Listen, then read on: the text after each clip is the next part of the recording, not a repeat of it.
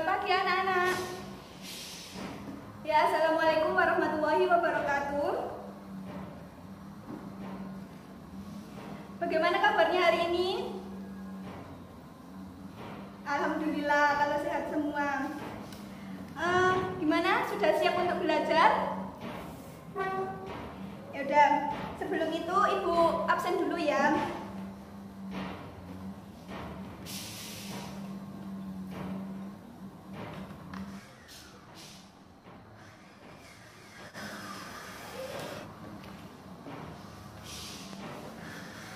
Mari anak-anak, sebelum kita belajar hari ini, mari kita berdoa lebih dulu. Ketua kelas, mohon dipimpin doanya.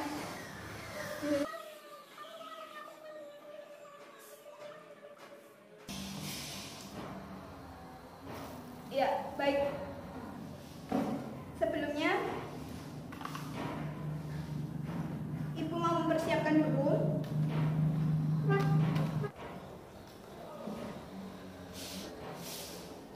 Ya, dan sebelum kita mulai belajar, di sini apa ada yang ingat minggu lalu kita belajar tentang apa? Iya benar, kemarin kita mempelajari tentang perilaku yang mulia. Dan sekarang kita akan mempelajari materi yang selanjutnya. Ini sebenarnya Ibu mau pakai proyektor ya, tapi berhubung proyektornya rusak, jadi kalian bisa buka buku kalian masing-masing halaman 24, yakni mengenai berbusana muslim dan muslimah, cermin kepribadian dan keindahan diri.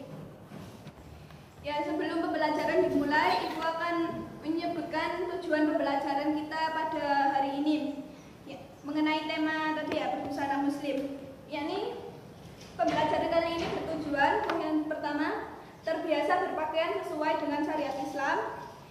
Yang kedua, menunjukkan perilaku berpakaian sesuai dengan syariat Islam. Yang ketiga, menganalisis ketentuan berpakaian sesuai syariat Islam. Dan yang keempat, menyajikan keutamaan tata cara berpakaian sesuai syariat Islam. Selanjutnya, kalian tahu nggak sih apa sih arti aurat itu?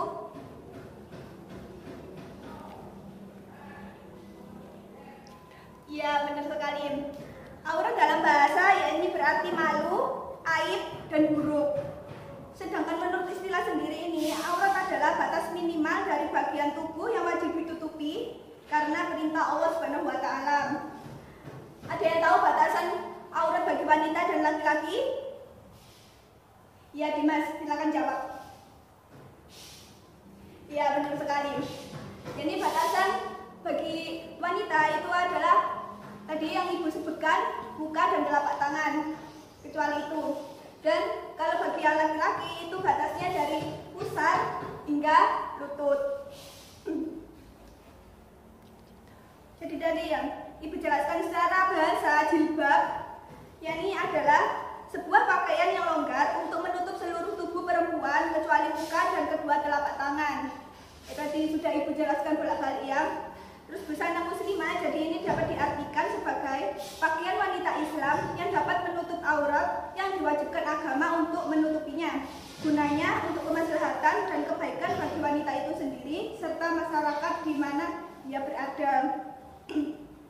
Jadi hukumnya menutup aurat bagi kita adalah ya wajib.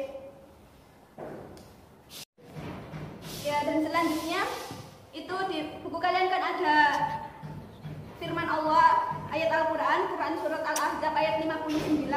Ayat tersebut itu menjelaskan bahwa Allah itu memberikan perintah kepada istri-istri Nabi dan anak-anak perempuannya untuk menutup jilbab, menutup kepalanya dengan mengulurkan jilbabnya itu sampai ke tubuh mereka ke batas dada. Kenapa demikian? Karena hal itu biar kita itu bisa mudah dikenali kalau kita itu seorang muslim, dan untuk menjalankan perintah Allah juga agar kita juga tidak diganggu dengan lawan jenis kita, bisa meminimalisir tingkat kejahatan seksual yang ada di lingkungan kita. Dan selanjutnya itu ada ayat lagi, Quran Surat An-Nur ayat 31. Yani Allah itu memberikan perintah kepada wanita yang beriman, yaitu kita untuk menahan pandangan kita, menjaga kemaluan kita, dan jangan menampakkan perhiasan kecuali yang biasa nampak daripadanya. Jadi dalam bergaul kita juga memiliki batasan, yakni tidak boleh selalu bergaul dengan laki-laki dan perempuan yang tidak wajar. Jadi kita bergaul boleh dengan laki-laki dan perempuan asalkan kita ini tahu batasan, dan sikap kita juga bisa sedikit menjaga jarak juga. Terus selain itu kita juga diperintahkan untuk menjaga pandangan kita dari lawan jenis kita. Kan kita nggak boleh pandang-pandangan lama-lama, karena itu bisa menjadikan zina mata bagi kita. Terus selain itu di ayat ini juga dijelaskan batasan mahram bagi kita semua. Yakni di sini disebutkan yang pertama ada apa saja itu? Ya, ada suami, terus ayah mertua, ayah mereka sendiri, anak-anak mereka, anak tiri dari suami atau istri kita, terus keponakan kita dari saudara laki-laki kita, dan keponakan kita dari saudara perempuan kita. Terus ada juga budak-budak yang mereka miliki, atau pelayan laki-laki yang tidak mempunyai keinginan terhadap wanita, atau anak-anak yang belum mengerti aurat. Jadi itu mereka bisa batasan mahram untuk kita. Tapi walaupun kita bisa membuka aurat kita di depan mereka, tapi itu bukan berarti kita bisa menampilkan seluruh aurat kita. Jadi itu batasan yang biasa mereka lihat. Jadi kayak seperti rambut, atau tangan sampai siku, atau kaki sampai lutut gitu ya. Nggak harus semua karena kita juga masih harus menjaga diri kita dari pandangan laki-laki lain, atau bahkan dari sesama wanita juga. Ya, dan sampai sini ada yang ditanyakan? Kalau tidak ada, Ibu lanjut ya. Selanjutnya yaitu tata cara berpakaian secara syar'i. Kira-kira ada yang tahu tata cara berpakaian secara syar'i itu bagaimana aja?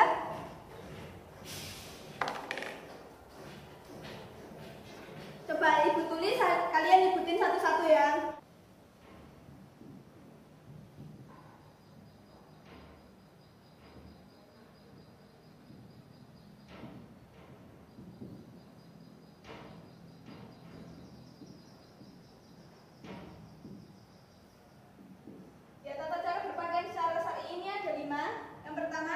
Menutup aurat.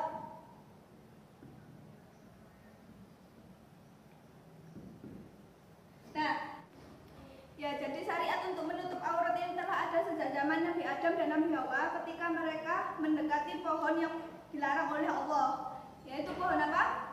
Ya, pohon buah khuldi. Hal itu dapat dijelaskan dalam Quran surat Al-A'raf ayat 22, yang artinya yakni serta-merta dan dengan cepat tatkala keduanya telah merasakan buah pohon itu, tampaklah bagi keduanya aurat masing-masing, dan mulailah keduanya menutupinya dengan daun-daun surga secara berlapis-lapis. Jadi syariat itu telah ada sejak zaman Nabi Adam dan kita harus mematuhinya. Dan yang kedua adalah tidak boleh berlebihan.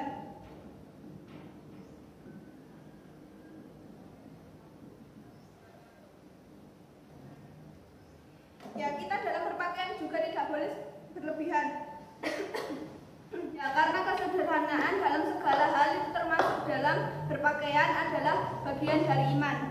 Dalam sebuah hadis Rasulullah SAW sebagaimana terdapat dalam surat Ibnu Majah, yang artinya Rasulullah SAW bersabda, kesederhanaan adalah bagian dari iman.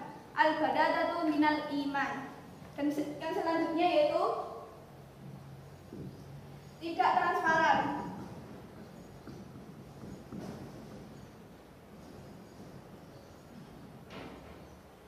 Jelas sekali dalam berpakaian kita tidak boleh transparan, apalagi menampakkan dalaman kita yang kita pakai, karena itu bisa mengundang pandangan dari lawan jenis kita. Dan dalam hadis juga disebutkan bahwa wanita-wanita yang berpakaian lebih telanjang berjalan berlenggak-lenggok, kepala mereka seperti punuk unta yang condong, mereka tidak akan masuk surga, bahkan tidak akan dapat mendapatkan wanginya. Dan sungguh wangi surga itu telah tercium dari jalan yang berjalan dari sekian antara sekian. Jadi kita kalau berpakaian secara telanjang, maksudnya itu pakaian yang tipis, bahannya itu kan kayak seperti yang ada beberapa bagian pakaian itu yang tipis dan itu bisa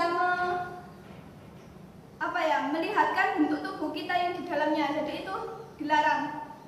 Dan selanjutnya yaitu yang keempat, tidak menyerupai lawan jenis.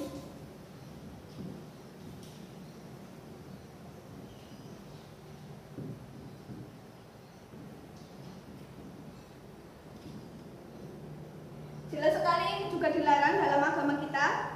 Kita tidak boleh bagi wanita berpakaian secara seperti laki-laki dan sebaliknya. Itu dijelaskan dalam hadis Sahih Bukhari yang artinya diriwayatkan Ibnu Abbas radhiyallahu anhu berkata, Rasulullah shallallahu alaihi wasallam melaknat laki-laki yang menyerupai perempuan dan perempuan yang menyerupai laki-laki. Hadis di atas ini secara eksplisit menjelaskan bahwa laki-laki tidak boleh menyerupai pakaian yang dikenakan perempuan dan sebaliknya. Secara umum hadis ini menjelaskan bahwa Nabi juga melarang umatnya untuk menyerupai lawan jenisnya termasuk dalam hal berpakaian. Dan selanjutnya yang kelima, yang terakhir, tidak ketat. Sudah jelas sekali dalam berpakaian kita tidak boleh membentuk tubuh kita. Jadi disarankan bagi kalian semua, mau laki-laki maupun perempuan, dalam berpakaian itu memilih pakaian yang longgar, jangan membentuk tubuh kalian, karena itu sama saja bisa mengundang hal-hal negatif dari lawan jenis kalian. Dan selanjutnya ini ada materi mengenai adab ketika bergaul. Karena waktunya tinggal sedikit lagi ya, udah habis, jadi ibu kasih tugas bagi kelompok menjadi 3 kelompok ya. Ini kan kelompok 1, kelompok 2, dan kelompok 3. Nah, di sini kan ada ketika bergaul ada 3 hal kan, yaitu ada menjaga pandangan, yang kedua menjaga kemaluan, dan yang ketiga menjaga batasan aurat. Nah, di sini yang pertama mendapat materi 1, terus yang kedua materi 2, dan yang ketiga materi ketiga. Itu didiskusikan ya di rumah bareng-bareng temennya. Besok kalian mempresentasikan ke depan, terus untuk teman yang lainnya menanggapi, menyimak, dan ya kita berdiskusi bareng-bareng lah. Untuk tugas yang ibu jelaskan tadi, ada pertanyaan? Ya, kalian bisa mendapatkan referensi dari bukan buku saja, baik dari internet maupun buku-buku lain, kalian bisa menggunakannya.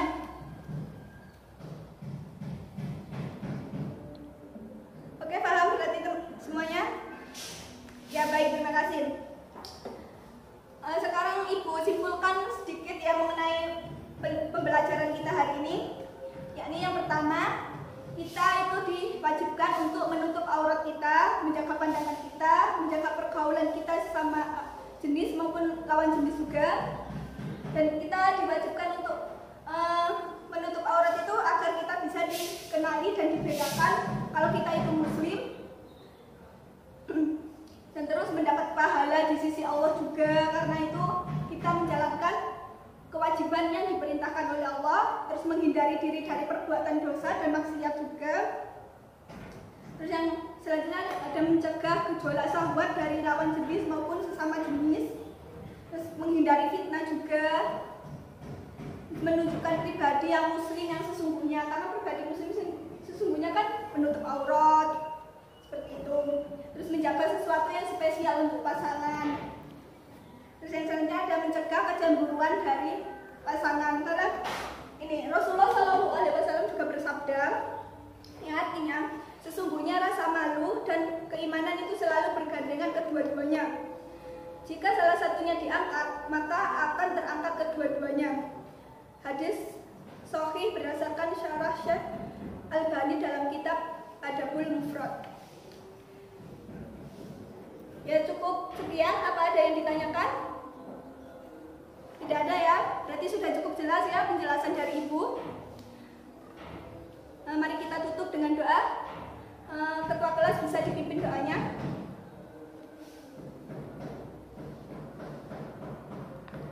Amin ya.